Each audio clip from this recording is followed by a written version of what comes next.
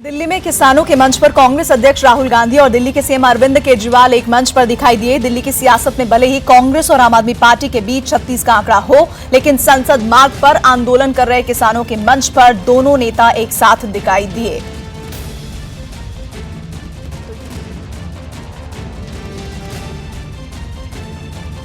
की ऐसी ही कुछ तस्वीर आपको याद दिलाना चाहेंगे जब कर्नाटक में जेडीएस सरकार बना रही थी, तब भी नजर आई थी, लेकिन उस तस्वीर में अरविंद केजरीवाल नदारद थे। लेकिन इस मंच पर जिसमें आप देख रहे हैं फारूक अब्दुल्ला को, सीताराम येचुरी को, शरद यादव को और साथ ही अरविंद केजरीवाल, राहुल गांधी को, ये तस्वीर बहुत कुछ कहती है आने वाले सियासी समीकरणों को लेकर, क्योंकि ये मौका है कि 2019 में कौन से गठजोड़ होंगे और कौन से नए समीकरण बनेंगे, उसी की बानगी ये तस्वीरें बनाती दिख रही है। एक मंच पर राहुल गांधी और अरविंद केजरीवाल, मौका किसान मुक्ति मोर्चा मार्च का, और किसानों के लिए एक साथ ये सारी पार्टियां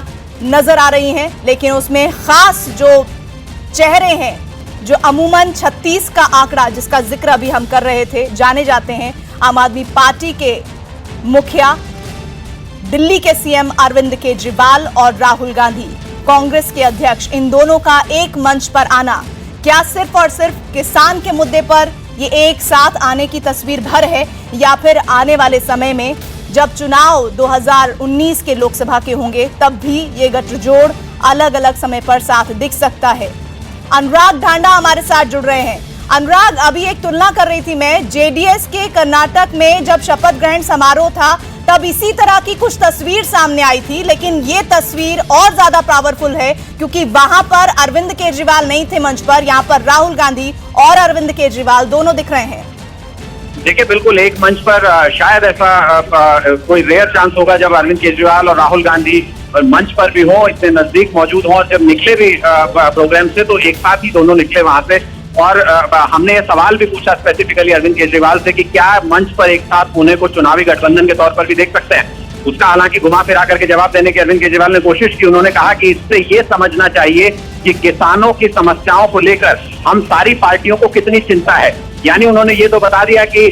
उनकी पार्टी की और कांग्रेस की चिंताएं तो समान है, लेकिन क्या ये चुनावी गठबंधन में तब्दील होगा या नहीं, ये अभी भी टाल गए, क्योंकि ये बेहद महत्वपूर्ण होगा कि अगर दिल्ली और आसपास के लिहाज से अगर देखें तो आम आदमी पार्टी से लगातार दूरी कांग्रेस बनाए हुए है। इस तरीके के कोई भी विपक्षी मंच जहां पर भी होता है वहां पर आम आदमी पार्टी अमूमन नहीं होती है, जहां पर भी कांग्रेस कोऑर्डिनेट कर रही होती है। ये एक ऐसा मंच था जहां राहुल गांधी और अरविंद केजरीवाल न सिर्फ साथ थे बल्कि एक ही समय पर पहुंचे और एक ही साथ मंच पर भी मौजूद थे। तो क्या इसको इस तरीके से देखा जा सकता है कि कांग्रेस और आम आदमी पार्टी की नजदीकियां बढ़ रही हैं, और अगर ऐसा है तो एक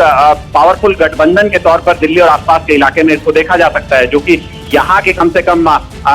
जो राष्ट्रीय राजधानी क्षेत्र है उसके जो राजनीतिक समीकरण है उनको बदल सकता है। तो ये एक पॉसिबिलिटी नजर आ रही है, और ये पावरफुल तस्वीर इसलिए भी है क्योंकि तमाम पार्टियों के साथ साथ यहाँ पर ये दोनों बड़े नेता भी मौजूद थे। शुक्रिया अनुराग ढांडा। और इस बीच राहुल गांधी ने आज जब इस मंच पर पहुंचकर अपनी मौजूदगी दर्ज कराई तो उन्होंने सीधे किसानों और नौजवानों के मुद्दे को अहम बताया और कहा, मोदी सरकार ने 15 लोगों के 3.5 लाख करोड़ कर्ज माफ किए, तो किसानों का कर्ज क्यों नहीं माफ किया।